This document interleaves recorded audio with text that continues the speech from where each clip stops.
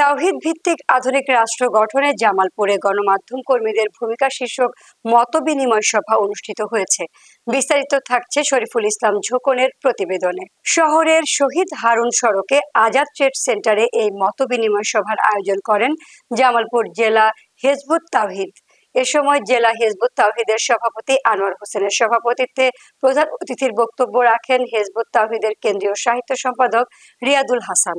এ সময় ময়মনসিংহ বিভাগীয় সভাপতি এনামুল হক বাপ্পা, বিভাগীয় নারী সম্পাদক রোজিনা আক্তার, সাংগঠনিক সম্পাদক আরিফুল ইসলাম সহ আরো অনেকে। এ সময় বক্তারা বলেন, সমাজে অন্যায়, দুর্নীতি ও নৈতিক অবক্ষয় দিন দিন বাড়ছে। এর সমাধান একমাত্র ইসলামের ন্যায় ভিত্তিক আদর্শেই সম্ভব।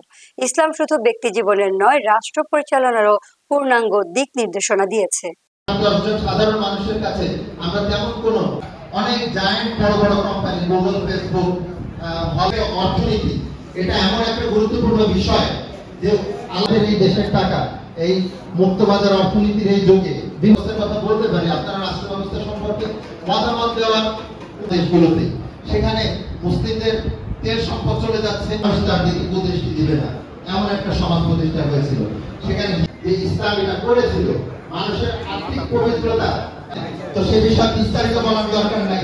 আমরা আমাদের বাংলাদেশের যে ইসলামের যে ব্যবস্থা, ইসলামের ব্যবস্থা হচ্ছে সম্পদের বন্টন, সম্পদ ছড়িয়ে দেওয়া, পুঁজিভূত করা নয়, এক জায়গায় জমা করা নয়, বরং সম্পদকে যত দ্রুত সম্ভব মানুষের মধ্যে ছড়িয়ে দেওয়া। এই যে মাত্র 8 জন ব্যক্তির হাতে বিশ্বের অর্ধেক সম্পদ, ইসলামের রাষ্ট্র ব্যবস্থা চায় এই সম্পদ দ্রুত ছড়িয়ে দিবে। আমাদের তাওহীদ ভিত্তিক আধুনিক রাষ্ট্র ব্যবস্থায় নারীদের আলাদা লিঙ্গভেদে কোনো বৈষম্য করা হবে না। তারা তাদের মেধা অনুযায়ী, যোগ্যতা অনুযায়ী, শক্তি সামর্থ্য অনুযায়ী পুরুষদের পাশাপাশি স্বাধীনতা বজায় রেখে সকল কাজে অংশগ্রহণ করতে পারবে। আমরা চাই আপনাদের এই মাধ্যম থেকে প্রিন্ট, ইলেকট্রনিক এবং যার যে মাধ্যম আছে সেই মাধ্যম থেকে আমাদের এই প্রস্তাবনা প্রত্যেকটি মানুষের ঘরে ঘরে পৌঁছে দিবেন, যাতে সাধারণ মানুষ আমাদের এই প্রস্তাবনা জানতে পারে। দেশ ও জাতি গঠনে, একটি উন্নত জাতি গঠনে প্রত্যেকটি মানুষ তাদের মতামত দিয়ে একটি শক্তিশালী রাষ্ট্র গঠন করতে পারে।